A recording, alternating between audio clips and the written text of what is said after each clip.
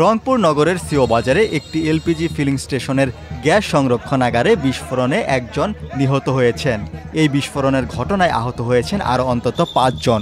১৯ জুলাই শনিবার দুপুর ১২টার দিকে এ দুর্ঘটনা ঘটে। এটা গ্যাস বিস্ফোরণের কারণে, গ্যাসে তো সিলিন্ডারটা যে ছিল এই সিলিন্ডারটা বাস্ট হওয়ার কারণে এই জিনিসটা ঘটছে। ট্যাঙ্কিতে কোনো গ্যাস ছিল না। আজকে ১.৫ সপ্তাহ থেকে তো আমরাই গ্যাস নিয়ে পাম্পে, আমরা অন্য গ্যাস থেকে গ্যাস নিয়ে চলাই। ৩-৪ দিন থেকে বন্ধ। যদি গ্যাস থাকতো তাহলে বন্ধ থাকতো না। আর যার কারণেই আমরা এত আতঙ্কিত। আসলে এটার জন্য আমি মনে করি যে তিতাস গ্যাস কোম্পানি যে সাপ্লাই দিচ্ছে কোম্পানি, এর দায়ভার আছে, কারণ তারা তদারকি ঠিকভাবে করে নাই।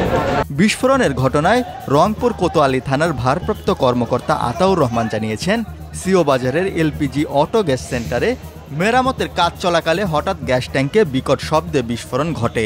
এতে ট্যাঙ্ক ও যন্ত্রপাতি ছিটকে পড়ে। আশেপাশে রাখা অন্তত ২০টি অ্যাম্বুলেন্স ও মাইক্রোবাস ক্ষতিগ্রস্ত হয়। রংপুর দিনাজপুর মহাসড়কে চলাচলকারী ২টি বাসও আঘাতপ্রাপ্ত হয়। রংপুর ফায়ার সার্ভিস ও সিভিল ডিফেন্সের উপসহকারী পরিচালক বাদশাহ মাসুদ আলম জানিয়েছেন, স্টেশনটি মেরামতের জন্য বন্ধ ছিল। ট্যাঙ্কে লিকেজ থাকায় অতিরিক্ত চাপের কারণে বিস্ফোরণ ঘটে।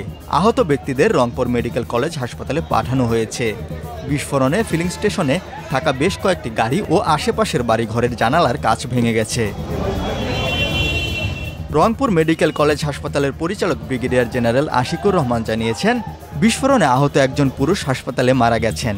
তার নাম পরিচয় তাৎক্ষণিকভাবে জানা যায়নি।